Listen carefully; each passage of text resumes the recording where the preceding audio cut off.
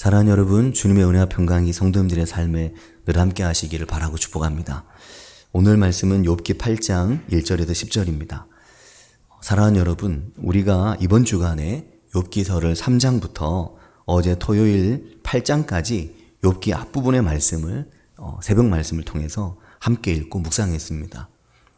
저는 이번 한 주간 욥기 말씀을 읽고 묵상하면서 우리가 왜 성경을 차근차근 꼼꼼히 읽고 또 특별히 이 새벽 말씀과 같은 시간을 통해서 성경을 일정 분량씩을 꾸준히 읽어가면서 그 말씀이 무엇을 말하는지를 연결해서 보아야 되는지 이걸 더 많이 느끼고 깨닫게 되었습니다. 두 가지 면에서 그렇다고 할 수 있는데, 하나는 욥기를 우리가 대략 알고 있는 내용과 욥기가 정말 말하고자 하는 내용은 살짝 다릅니다. 어떤 초점이 약간 다른 거죠.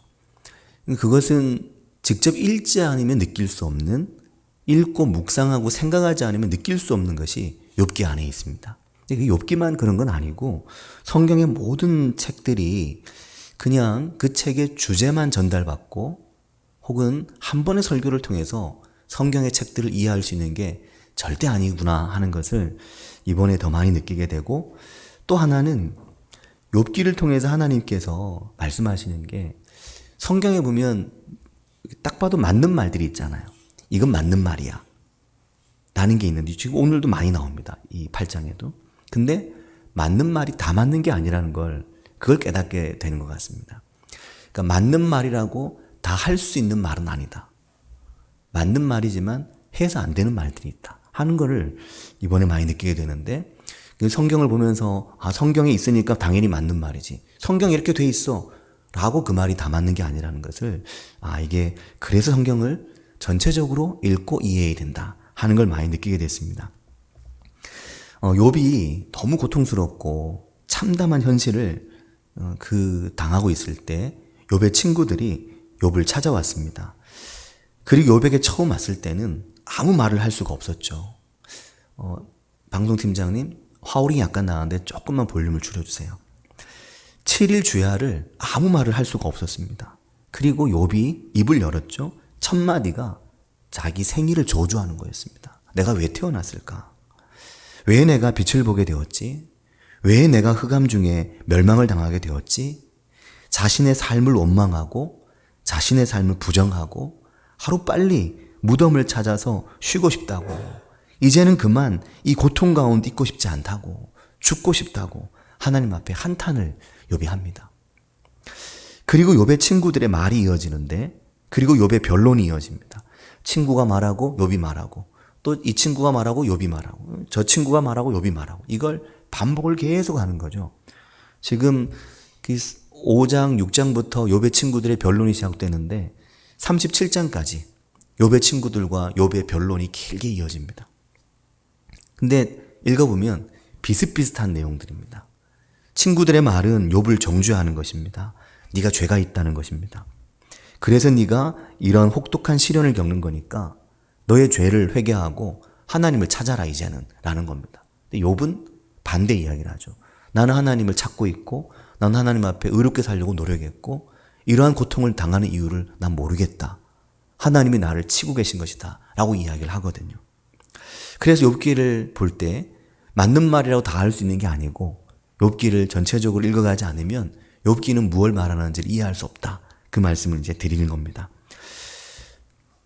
어제는 이제 욥기를 다 읽어봤습니다. 다시 한번 이게 끝까지 왜냐하면 이게 어느 부분만 보면 전체가 잘 안 보이거든요. 그래서 지금 앞부분을 어느 정도 이해했으니까 변론이 어떻게 이어지는지를 쭉 이제 읽어보았습니다. 읽어보면서 든 생각은 이번 주간 생각과 비슷한데 잔인하다는 거예요. 참 잔인하다. 욥의 친구들의 말이 정말 잔인하다. 신앙을 빙자한 폭력이고 신앙을 가장한 폭언이다 라는 걸 느끼게 되고, 결국 그것은 하나님이 누구의 말을 인정해 주시느냐를 통해서 드러나게 됩니다. 욥의 인생이 참 잔인하게 느껴졌고 욥의 고통, 욥이 당한 현실, 그 아픔이 너무나 잔인하게 느껴지는 겁니다. 이유를 알 수 없는 고난, 까닭을 알 수 없는 고난. 그런데 가만히 보면 우리가 그런 인생을 살아가죠. 우리의 삶이 그런 말할 수 없는 고통과 말할 수 없는 인생의 시련 가운데 살아갈 때가 참으로 많습니다. 인생의 고난의 이유가 사실 없을 때가 많죠. 때론 우리가 아유 내가 그랬으니까 이렇지 이렇게 말할 때도 있죠. 아이고 당신이 그래서 그렇지 라고 말할 때도 있지만 많은 경우에 원인도 없고 이유도 없는 고통과 시련을 당할 때가 있습니다. 그의 신앙의 넓이나 그의 신앙의 깊이와 무관하게 시련을 당할 때가 있습니다. 그래서 우리가 참으로 의로운 사람들이 참으로 신실한 믿음의 사람들이 갑작스러운 고난을 겪는 걸 보면 우리가 이해하기 어려워하죠. 왜 이런 고통을 왜 이런 아픔을 하나님 주십니까? 하고 한탄하게 됩니다. 갑작스러운 건강의 문제로 갑작스러운 가족의 질병과 죽음의 문제로 갑작스러운 경제적 위기에 내몰리는 문제로 인생의 고난과 아픔에 시달리게 될 때를 우리가 보게 될 때가 있는 거죠. 예외가 별로 없습니다. 믿음이 좋다고 아무 문제 없이 살고 믿음이 안 좋다고 시련을 당하는 게 아닌 거죠. 믿음과 무관한 인생의 시련과 고난을 보게 될 때가 있는 겁니다. 그 대표적인 예가 바로 욥입니다. 그러니까 욥을 통해서 하나님은 욥 한 사람만 이런 일을 겪는 게 아니라 욥과 같은 인생이 인생 중에 많다는 걸 말씀하시는 겁니다. 이 끔찍하고 잔인한 시련 앞에 아무도 욥의 마음을 알아주지 않고 아무도 욥을 이해를 해주지 못합니다. 근데 사랑하는 여러분, 그게 세월이고 인생이고 그게 세월의 무게이고 인생의 무게죠. 삶을 살면서 때로 그런 일들이 우리가 지치고 상합니다. 지난 화요일 새벽이었는데 욥기 4장 7절 말씀에 엘리바스가 욥을 향해 이렇게 말하죠. 왜 네가 이런 고난을 겪는지 한번 생각해봐라 라고 말합니다. 욥에 대한 하나님의 평가를 보면 욥이 들을 말이 결코 아니었습니다. 엘리바스보다 더 의로운 자가 욥이라고 하나님이 말씀하시는데 그 엘리바스가 욥을 향해 왜 네가 이런 고통 겪는지 한번 생각해보라 이렇게 할 말이 아니었던 거죠. 욥기 4장 7절은 생각해보라 죄 없이 망한 자가 누구냐. 죄 없이 망한 자는 하나도 없다라는 거거든요. 계속 그렇게 얘기합니다. 끝날 때까지. 욥의 친구들은. 그런데 하나님은 죄 없이 망한 자가 바로 욥이었다 말씀하시는 거죠. 죄 없이 망한 자가 어디 있어? 누가 죄 없이 망했어? 그런 사람 없잖아. 다 죄가 있어서 망하는 거야. 그렇지 않아? 그걸 인정해. 그렇게 엘리바스 욥의 친구가 욥에게 말하죠. 때로 인생의 고난 앞에 있을 때 세상의 시선이 너무 차가움을 느낍니다. 사람들의 말이, 사람들의 눈빛이 아프고 고통스럽고 시련 중에 있을 때 내가 내 삶의 아픔 가운데 있을 때 그때 사람들의 나를 향한 말과 사람들의 눈빛이 얼마나 따뜻한가, 얼마나 온정이 있고 얼마나 사랑과 자비 안에 있는가 이게 있어야 되는데 그걸 못 느낄 때가 있는 거죠. 근데 예수님께서 이 땅에 오셨을 때 유대교가 그랬거든요. 예수님께서 이 땅에 오셨을 때 유대교는 인과응보였습니다. 잘한 거 있으니 하나님 복 받고 못했으니까 하나님 벌 받고 이거였거든요. 근데 예수님께서 보여주신 것은 그게 아니었습니다.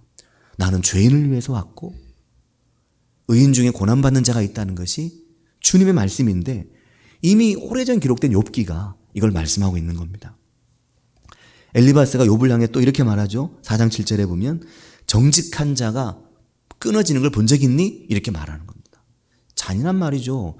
정직하게 살았는데 끊어졌을 때, 정직하게 살았는데 고통과 고난을 겪을 때 이해할 수 없는 고난 앞에 이런 말 집어던지면 폭력인 겁니다.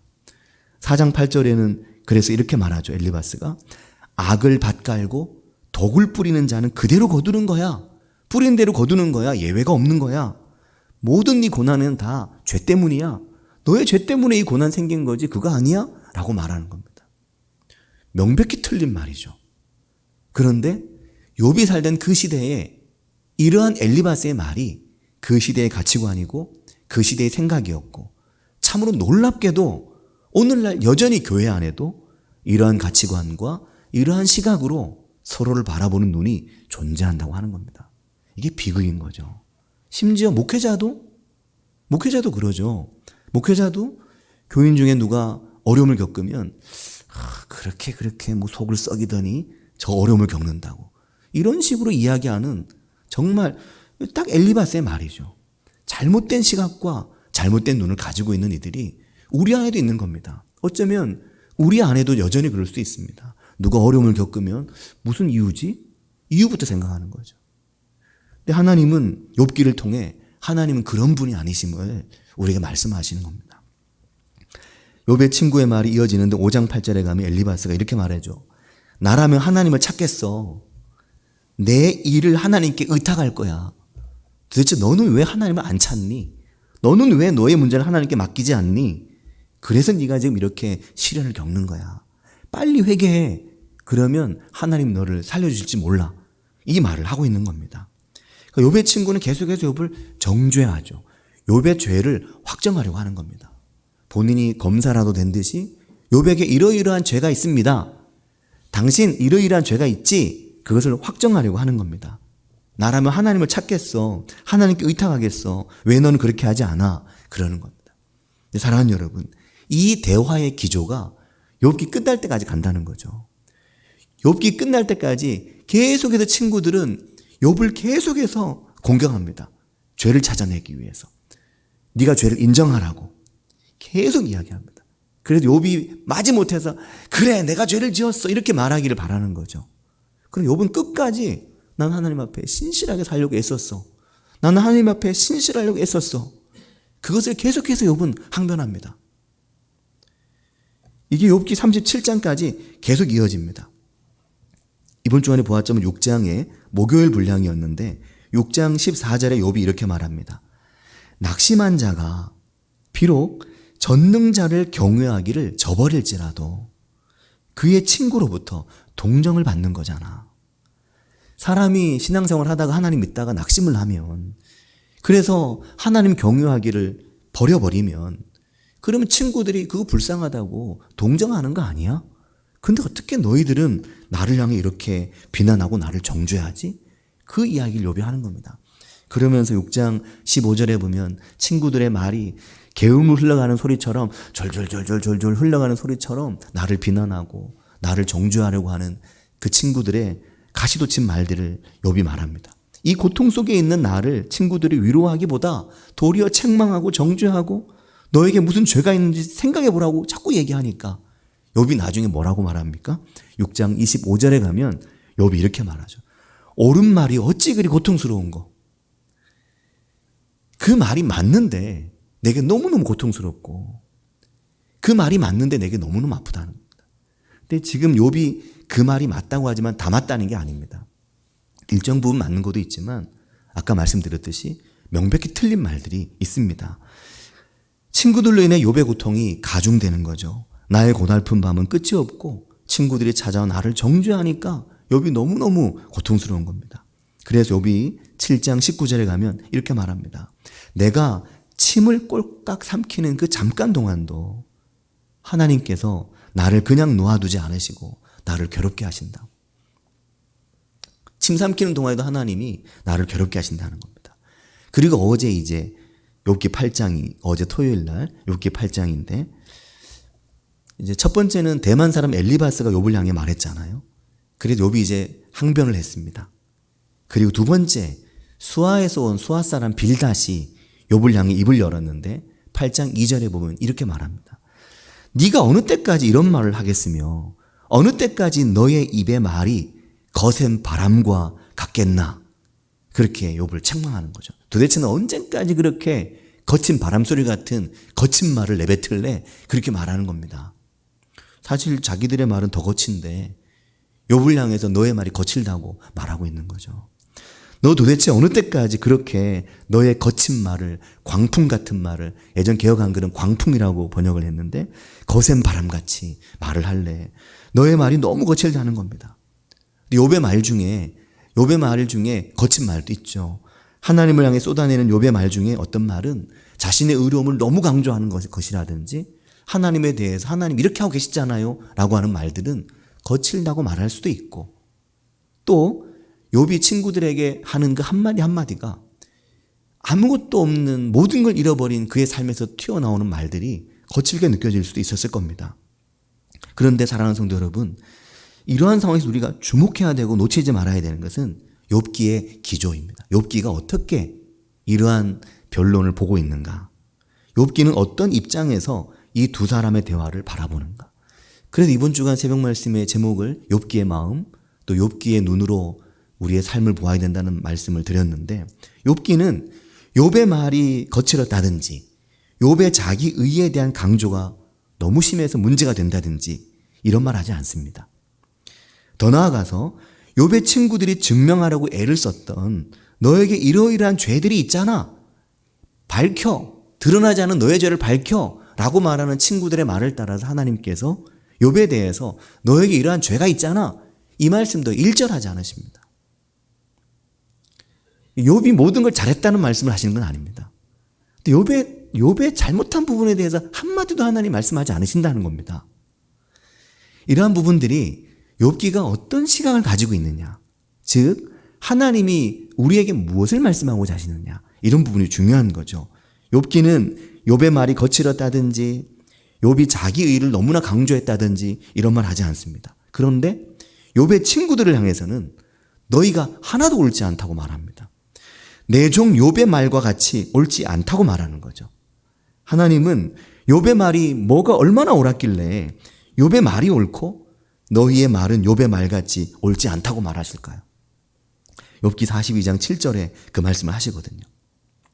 그런데 정작 욥은, 하나님은 욥을 향해 네가 말이 옳다고 얘기하시면서 욥의 친구들을 향해 너희들의 말은 욥처럼 옳지 않다고 말씀하시는데, 정작 욥은 어떻게 하냐면 욥은 42장 6절에 보면 스스로 회개합니다. 스스로 하나님 앞에 회개하는 거죠. 하나님 한마디도 안 하셨는데 스스로 회개하기를, 스스로 내 말이 옳지 않았다고 인정합니다. 욥은 하나님을 향해 하나님 제 말이 틀렸군요 라고 인정하는데, 하나님은 욥의 말에 대해서 인정해 주시는 거죠. 그러니까 이게 뭐 옳고 그름에 대한 이야기가 욥과 하나님 사이에 진행되지 않고 있다는 걸 느낄 수 있는 대목이죠. 스스로 자기 말을 거두어 드립니다. 자기 말을 부정하고 자기를 부정하고 자기 생각과 이 모든 걸 부정하고 티끌과 재 가운데 앉아도 제가 회개합니다. 그렇게 욥이 하나님 앞에 회개합니다. 그러니까 이게 욥기의 분위기인 겁니다. 누가 어떤 죄를 지었느냐, 누가 어떤 죄를 가지고 있느냐, 이걸 욥기가 따지지 않고 있는 거죠. 도리어 고난 가운데 있는 욥을 정죄했던 욥의 친구들만 하나님께 책망을 받습니다. 자, 그러니 사랑하는 성도 여러분, 오늘 욥기서는 우리 그리스도인들이, 성도와 교회가 고통과 고난과 아픔과 눈물 가운데 있는 사람, 어려움 가운데 있는 사람, 문제 가운데 부딪혀 있는 사람, 지금 어떤 어려움을 겪고 있는 지체들을 향해서 그 인생이 상처가 나고 그 인생이 아픈 사람들을 어떤 눈으로, 어떤 마음으로, 그리고 무엇보다 어떤 말로 대해야 되는지를 잘 보여주는 겁니다. 정죄하려고 하고, 뭐가 잘못됐다고 자꾸만 이야기하려고 하고, 지적하려고 하고, 그것에 대해서 드러내려고 하고, 이러한 행위들을 하나님 기뻐하지 않으신다라는 겁니다. 우리는 남의 말하기를 좋아하잖아요. 인간의 습성이라고 하더라고요. 그 심리학 관련한 책을 보니까 인간은 근본적으로, 인간의 이 어떤 심성이 뭔가 남의 말을 좋게 하는 것보다 남의 말을 나쁘게 하는 쪽으로 기울기가 쉽다고 말합니다. 그래서 좋은 말을 칭찬할 만한 걸 여기저기 퍼뜨리는 것보다 뭔가 안 좋은 걸 퍼뜨리는 걸 사람은 더 즐거워한다는 겁니다. 한번 생각해 보시기 바랍니다. 나는 어떤지, 나는 내 속에 어떤지, 나는 누군가 어려움을 겪을 때 그 어려움을 이렇게 침소봉대해서 더 크게 만들어가지고 하든지, 아니면 얘기 안 하는 듯 하면서 의존적인 얘기하는지, 나는 남의 어려움을 말하는 걸 좋아하는지, 아니면 남의 좋은 점을 얘기하고 남의 좋은 점을 막 더 크게 만들어 얘기하고 남의 좋은 점을 퍼뜨리는 걸 좋아하고, 그런지 우리가 돌아봐야 되는데, 대개 이 사람들은 부정적인 걸 전파하는데 더 그걸 좋아한다는 거죠. 하나님은 그렇지 않기를 우리에게 원하시는 겁니다. 남의 말하기를 세상이 좋아하고 좋아한다고 해도 하나님은 그 남의 말이 차갑고 비난과 정죄의 말이 되기를 조금도 바라지 않으시는 것입니다. 그게 교회의 말인 거죠. 그러니까 교회의 말, 성도의 말, 그러면 그것은 비난이나 정죄나 다른 사람의 잘못을 지적하는 말이 아니라 위로하고 사랑으로 끌어안아주고 그것을 사랑으로 붙들어줄 수 있는 말이 둬야 된다는 겁니다. 그래서 성경에 그렇게 말하잖아요. 사랑이 허다한 죄를 덮는다. 죄는 드러내고 죄는 좀 발본색원 해가지고 죄는 좀 막 사람들에게 공개하고 죄는 좀 심판을 받아야 되는 거 아닙니까? 아니죠. 욥기는 그렇게 말하지 않거든요. 근데 성경에도 베드로전서 4장 8절을 보면 무엇보다도 뜨겁게 서로 사랑할지니 사랑은 허다한 죄를, 그러니까 수많은 죄를 덮어주는 건 사랑이라고 말하는 겁니다. 그게 교회고 그게 성도라고 말하는 거죠. 그러니까 교회와 성도는 드러내고 지적하고 그렇게 하는 게 아니라 그 상처 아픔과 그 죄의 문제를 덮어줄 수 있는 그 뜨거운 사랑, 그 뜨거운 사랑이 그게 교회라고 말씀하는 겁니다. 이 세상이 어떻게 운영되는지 아느냐, 이 세상이 어떻게 움직여지는지 아느냐, 이걸 말씀하면서 욥기도 금방 인용한 베드로전서도 뜨겁게 사랑함으로 희생하고 용서하고 받아주고 그저 뜨겁게 사랑하는 그 사랑으로 허다한 죄를 덮어주면서 이 세상이 운영되는 거다 말씀하시는 거죠. 그래서 예수님도 이 땅에 오셔서 하시는 말씀이 나는 죄인을 살리려고 온 거지 의인을 위해 온 게 아니라고 말씀하시잖아요. 내가 의인을 위해 온 게 아니라 의로운 자를 위해 온 게 아니라 죄인을 위해 왔다고 말씀하시죠. 건강한 자에게 의원이 있을 때 없고 병든 자에게 의원이 있을 때 있기 때문에 내가 왔다고 말씀하죠. 그리고 오셔서 예수님께서 죄 있는 자의 죄를 확정하고 죄를 정죄하고 죄를 지적하고 이렇게 해서 하나님의 의를 이루셨습니까? 아니잖아요. 십자가의 죽으심으로 제자들에게 팔리심으로 배신당하심으로 너 왜 나 배신했어? 너 왜 나 고발했어?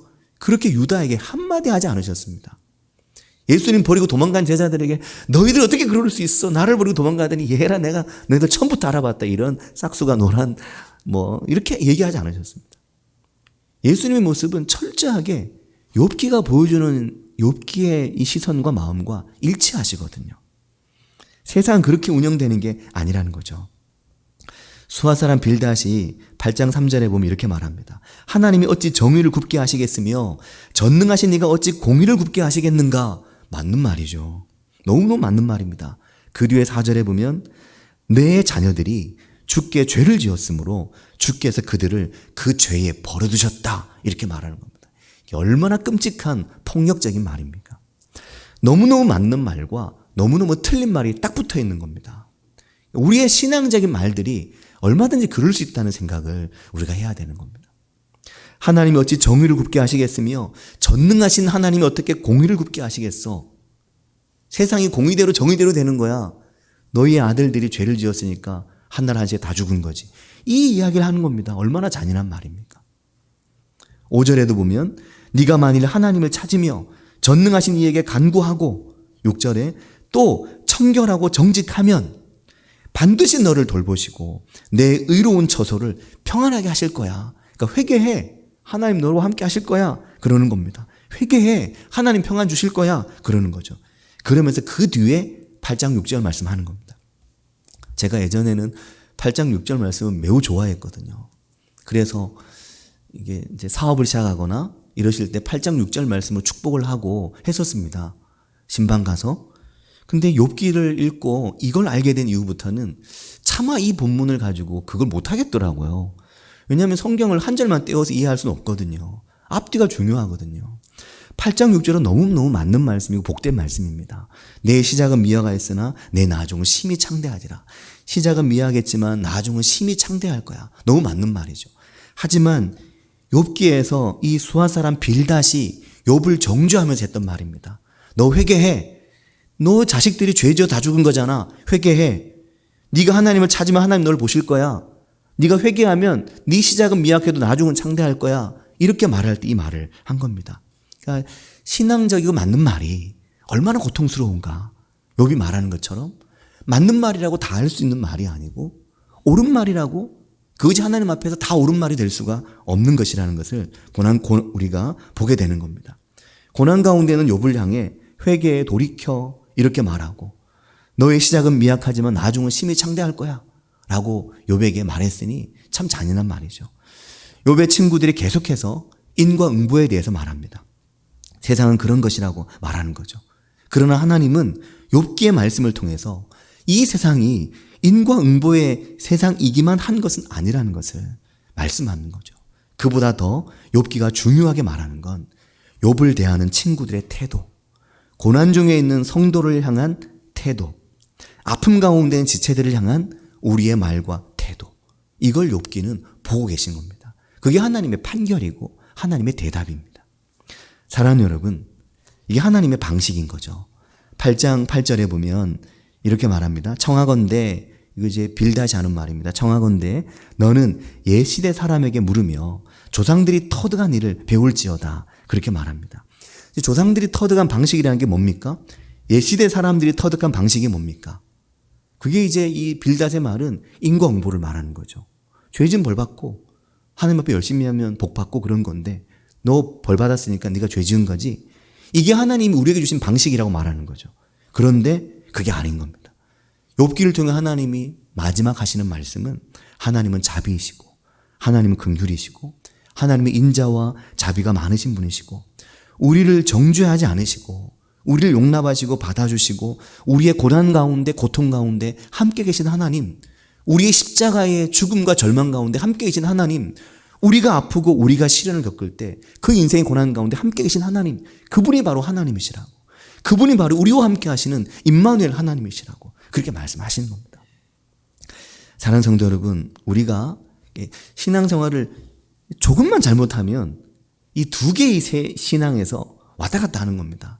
조금만 잘못하면 정죄하는 신앙, 비난하는 신앙, 비판하는 신앙이 되고, 여기도 조금만 잘하면 자비를 가질 수 있고 이해할 수 있고 용납할 수 있는 사랑의 신앙, 이 두 가지의 사이에 서 있는 거죠. 그래서 기독교가, 교회가, 우리의 신앙과 믿음이 손정 양문교회도 조금만 잘못하면 비판과 비난과 정죄의 말이 난무하는 교회가 될 수 있고, 조금만 잘하면 하나님이 욥을 바라보시듯이, 욥을 인정해 주시듯이 우리의 고난과 아픔과 인생의 문제 가운데 사랑으로, 하나님의 마음으로 안아주고 품어줄 수 있는 교회가 되는데, 이게 참 종이 한 장 차이입니다. 우리 교회가 이러한 면에서 욥기를 읽어 나가는 동안 욥을 바라보시는 하나님의 마음을 배우고 욥기가 가지고 있는 마음을 배워서 정죄와 비난의 신앙이 아니라 사랑과 긍휼의 신앙이 되어가기를 바라고 축복합니다. 같이 기도하겠습니다. 오늘 말씀 제목을 잔인한 세월을 살아내었구나 이렇게 정했는데, 성도님들 중에는 참 잔인한 시간을 보내는 분들이 계십니다. 긴 시간 고통스럽게 살아왔고, 긴 시간 인생의 어떤 문제로 아파하며 살아오신 거죠. 많이 아팠고 많이 힘들었고, 그래서 어떤 면에서는 거칠어지기도 합니다. 말이 때로는 거칠어지기도 하고 행동이 거칠어지기도 하죠. 인생의 많은 문제들 가지고 우리 살아가는 겁니다.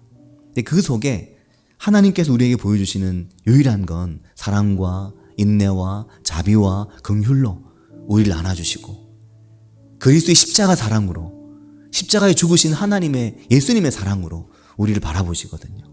우리의 삶에 그런 은혜가 있기를, 우리의 삶에 이런 역사가 있기를, 그래서 우리의 인생도, 우리의 교회도 그렇게 하나님의 사랑으로 풍성한, 그래서 거친 인생을 살아온 성도들이 교회에서만은 사랑받고 교회에서만은 쉼을 얻을 수 있는 그런 교회가 송정 양문교회가 될 수 있기를, 우리의 삶이 될 수 있기를 같이 한 목소리로 기도하겠습니다.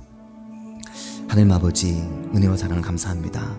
주님, 저희를 붙드시며 저희 가운데 역사해 주셔서 하나님 아버지 우리를 도우시며 우리 가운데 함께 하시는 하나님을 보게 도와주시고, 주님 그 하나님 은혜 가운데 설 수 있도록 주님 우리를 도우시고 인도해 주시기를 주님 원합니다.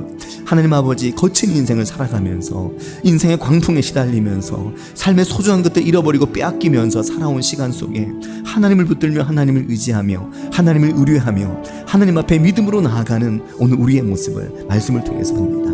하나님 아버지, 오늘 우리가 하나님의 말씀과 하나님의 은혜 앞에 서게 하시며 하나님의 능력 앞에 설 수 있도록 도우시고 인도해 주시기를 주님 원합니다. 아버지, 역사해 주셔서 하나님 아버지, 오늘 우리 가운데 고난과 고통과 아픔과 눈물 속에 이들이 있다면 주님 위로하시며 주님 어루만지시며 주님 은혜로 더해 주셔서 내가 너를 어떻게 바라보며 내가 너의 고난 가운데 어떻게 함께하고 있는지를 발견하고 느낄 수 있는 그 은혜와 사랑을 주님 우리가 함께할 수 있도록 주님 도우시고 인도해 주시기를 주님 원합니다. 아버지, 역사하여 주시옵소서. 주님 기름 부어주시기를 주님 원합니다. 주님 은혜 주시기를 주님 원합니다. 아버지.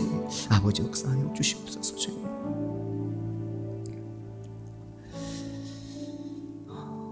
내 영혼이 살기에 곤배하니 내 불평을 토로하고 내 마음이 괴로운 대로 말하리라.